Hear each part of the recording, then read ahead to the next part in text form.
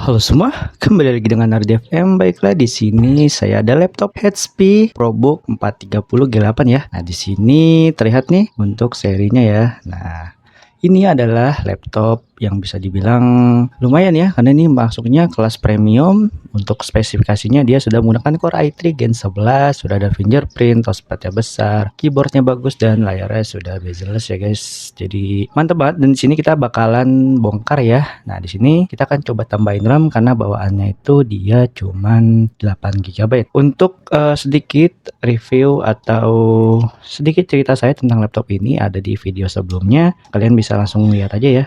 Dan untuk bautnya ini dia cuman ada 5 ini aja ya. Jadi di sini saya langsung lepasin aja nih untuk bautnya.